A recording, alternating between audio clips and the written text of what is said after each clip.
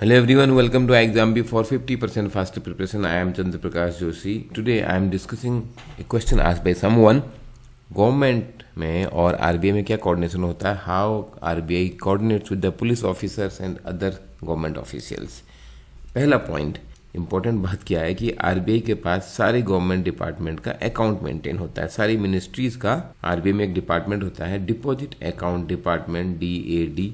वहाँ पर अकाउंट होता है. ये बात मुझे इसलिए अच्छे से ध्यान में आ जाती है क्योंकि एक बार बहुत सीनियर पुलिस ऑफिशियल्स को, बहुत ही ज़्यादा सीनियर रैंक के थे वो, उनको हमारे एक फ्रेंड ने आरबीआई में बुला लिया क्योंकि उनके चेक पे सिग्नेचर मैच नहीं कर रहे थे और चेक से पैसा विड्रॉ होना था. जब उनका अकाउंट डेबिट होगा आरबीआई में तब जाके बैंक में अकाउंट क्रेडिट होगा.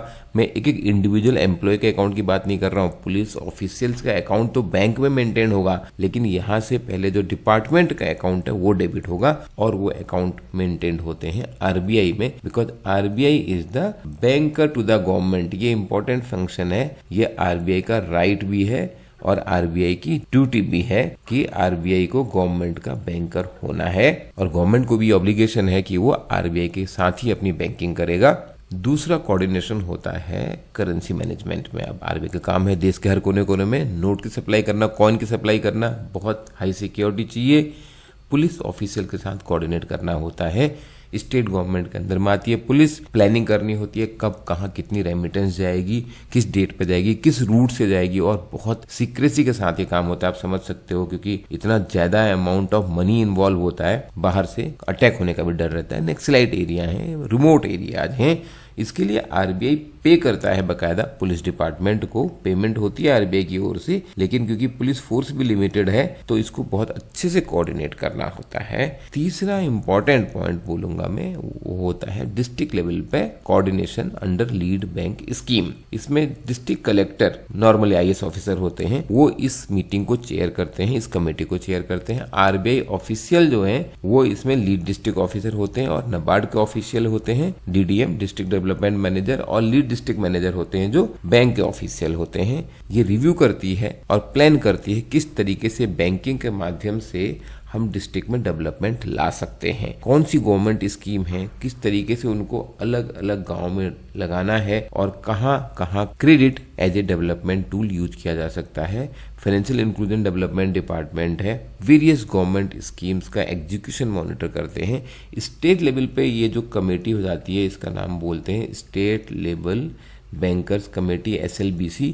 कुछ स्टेट में तो चीफ मिनिस्टर्स भी इस मीटिंग को अटेंड करते हैं और आरबीआई की ओर से बहुत सीनियर ऑफिशियल, जिनको हम रीजनल डायरेक्टर बोलते हैं, चीफ जनरल मैनेजर, जो हेड होते हैं स्टेट के, वो इसको अटेंड करते हैं. Close coordination between the government and RBI for the development of the district, development of the state, and likewise at the top level there is a great coordination between governor and ministry of finance specially, और बाकी ministries के साथ भी RBI का coordination बना रहता है. But point ये था कि ग्रास रूट लेवल पर भी कोऑर्डिनेशन होता है. क्या आरबीआई बिल्कुल अलग दुनिया में रह के काम करता है? जी नहीं, आरबीआई इसी दुनिया में रह के काम करता है और आरबीआई में काम करते हुए आपके रेगुलर इंटरेक्शंस होते रहते हैं.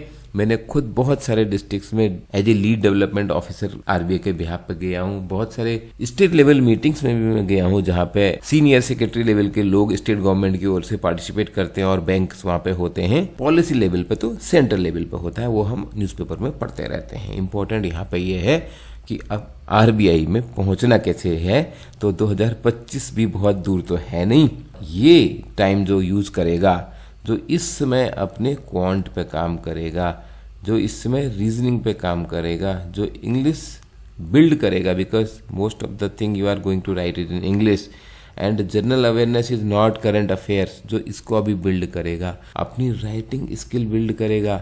एक्चुअली राइटिंग स्किल इतनी इंपॉर्टेंट है, 2/3 एग्जाम है और वो कभी भी 2 महीने में, 2 हफ्ते में, और मैं तो बोलूंगा 2 साल भी कम है अगर बहुत अच्छा राइटर बनना है. 2/3 एग्जाम यहाँ पर है. अगर बात डिस्क्रिप्टिव की कर ले, इंटरव्यू को भी मिला ले, तो 73% ये हो जाता है. ऑब्जेक्टिव एग्जाम का वेटेज केवल 27% रह जाता है.